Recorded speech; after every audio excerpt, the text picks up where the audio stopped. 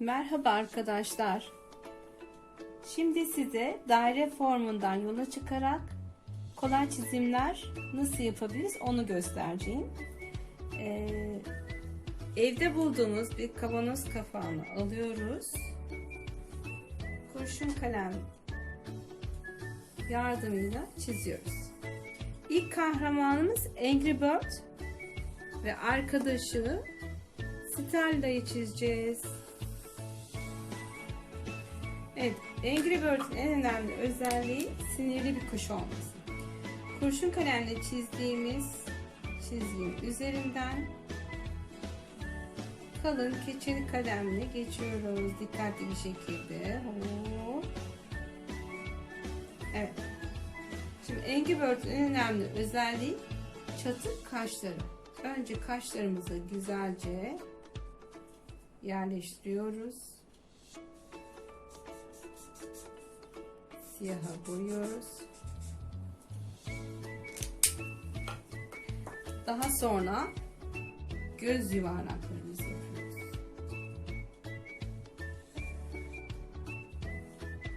Ve gagasını yapacağız. Gagasını yapmak kolay. Bakın böyle. Ve alt çizgisi. Evet. Şimdi ön kısmını çiziyoruz. Kuyruk kısmı.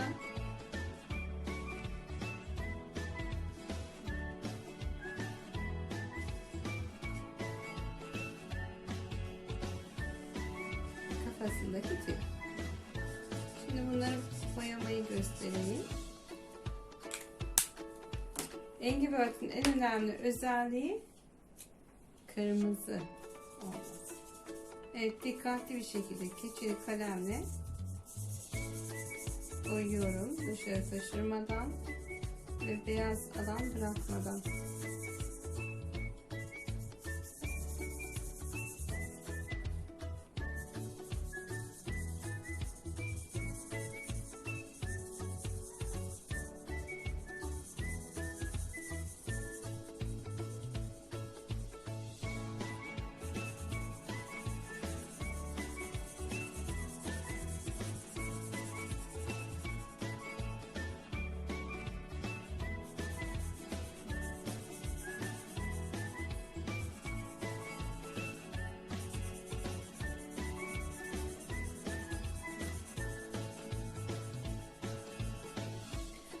Bunu keçeli kalemler yerine istediğiniz boya kalemiyle de yapabilirsiniz.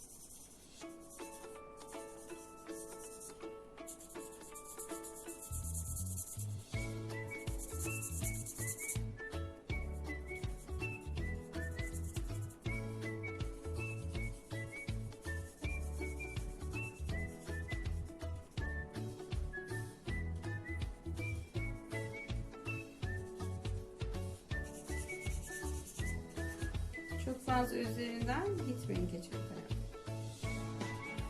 Evet, gövdesini sarıya boyayalım.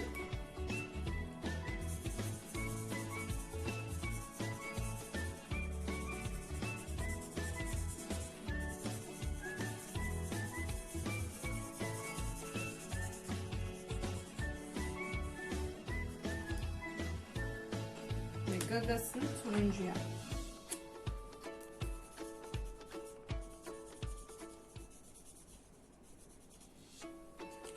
Evet, Angry Bird'ümüz hazır.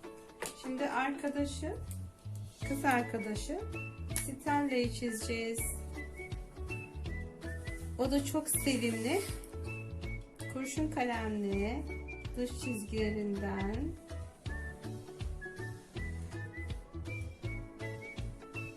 hop diyerek çiziyoruz. Stella'nın kuyruğu.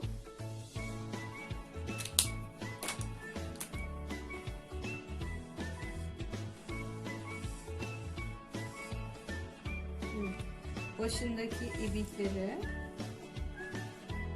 birazcık eğimli taraf, hop ve üçüncüsü. Burada gölgeleri olacak. Stella hep şaşkın bir bakışı var. Hemen o bakışı yapalım. Kocaman iri bir göz.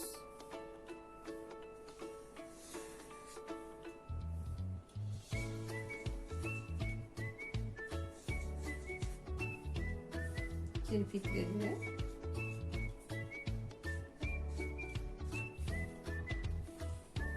Evet, gagasını yapıyoruz.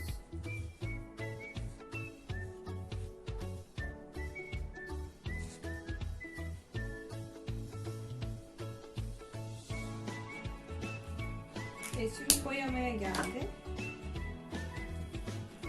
Stella pembe renkli bir kuş.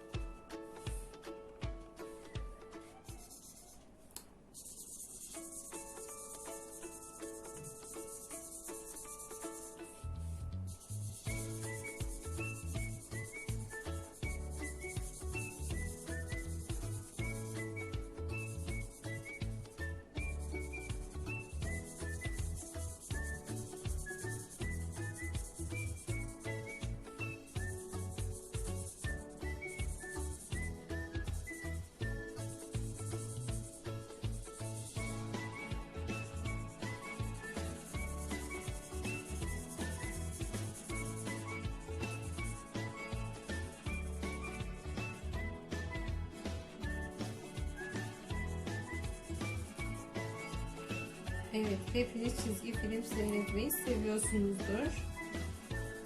Ve bu kahramanları umarım hepiniz biliyorum diyeceğinizi tahmin ediyorum.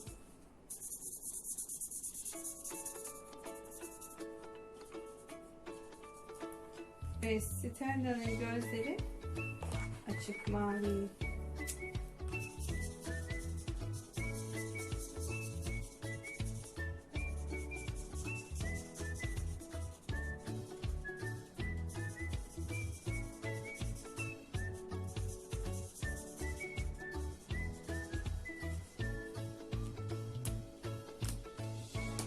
Evet, kuyruğu siyah.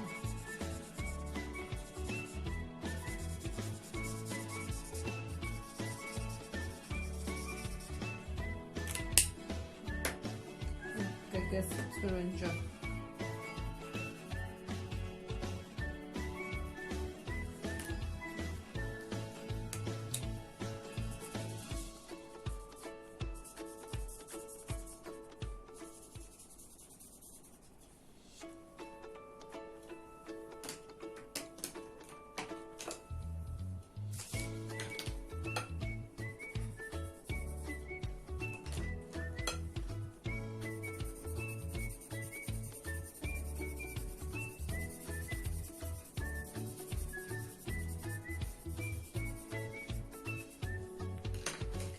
Evet, gördüğünüz gibi bu tür kahramanı oluşturmak gerçekten kolaymış.